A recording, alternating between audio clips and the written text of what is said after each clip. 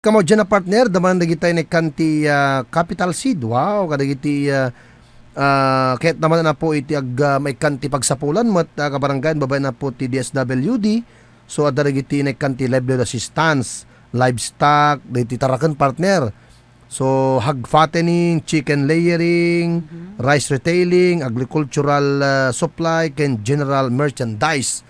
So baba ni DSWD partner ken babaen ti gagatmat ni Governor Jerry Singson nga nagkidaw kadagito ya partner ket nawarasan dagiti ka probinsyaan tayo nga may kanti livelihood na kabaranggayan. So nunya ti partner ti mensahe met manen na po kanditing nga napasama aktibidad ni Governor Jerry Singson.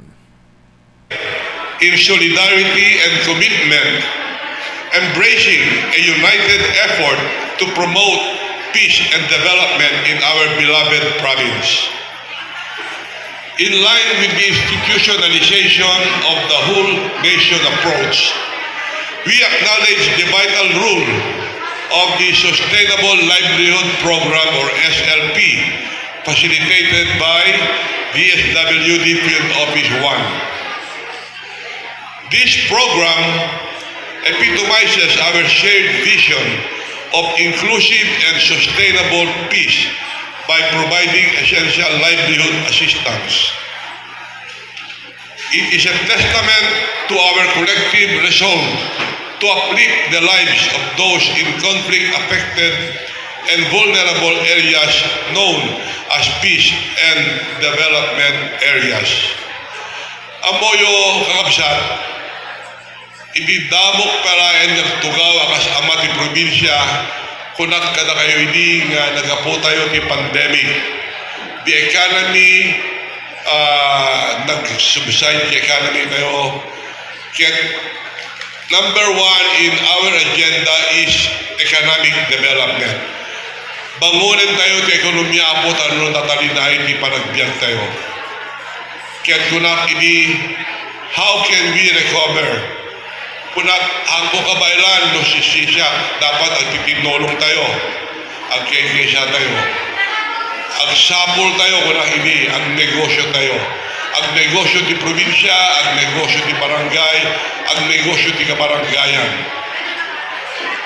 I will not give fish but I will teach you how to fish dahil natin kunat hindi ako pag titinulungan tayo amin nato so kasi nga po Diyos, napintas met ti pandag natin programa tayo, babaen ti One Ilocosur 10-point agenda.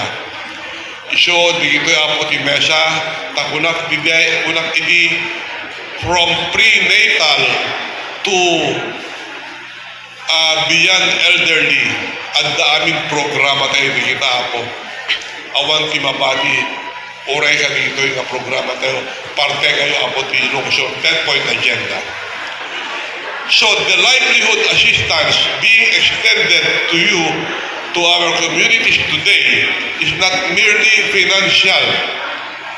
It empowers individuals, fosters self-reliance, and nurture the seeds of economic stability and growth.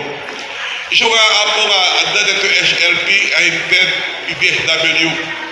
DWD. Kada kayo ako, da kayo nga prone areas, tamo mi nga narigat tibiyag-biyay.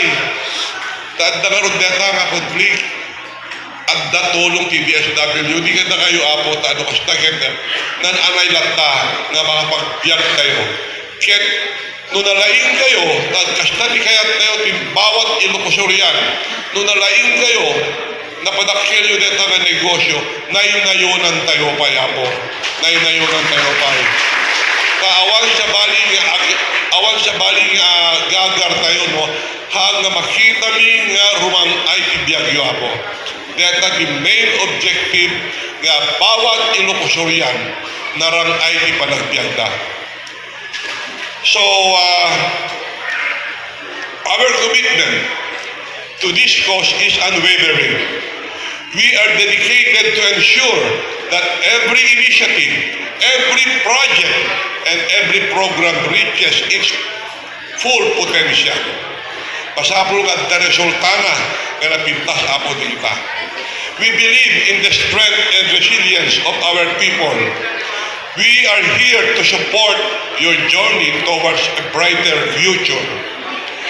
I express my deepest gratitude to the Department of Social Welfare and Development Office under the leadership of our Undersecretary, Sir Alan Agyama kami unay, Diyos unay tiyagina po, tilideratom, for this inclusive, sustainable peace and special concern for your relentless dedication in implementing comprehensive social protection program.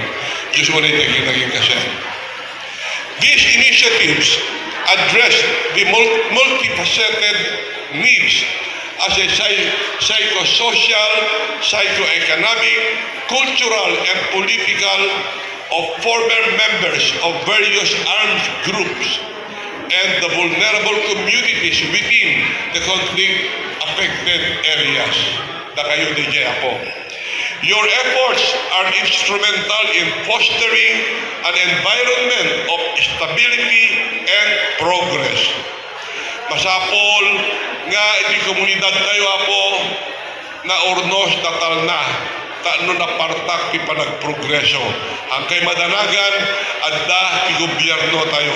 Mamagi kayo ti gobyerno tayo ta nakasagana da nga tumulong ti ami nga kasapulan niyo apo.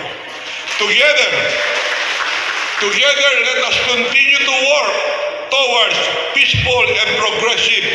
One DSWD, one Ilocos Sur.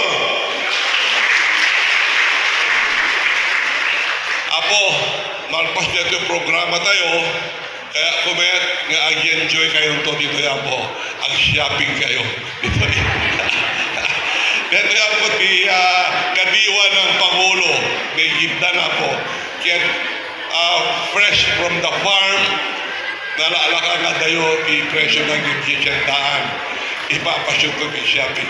Again, Diyos unay, biyagina. Okay, kabarangay ni Governor Genesis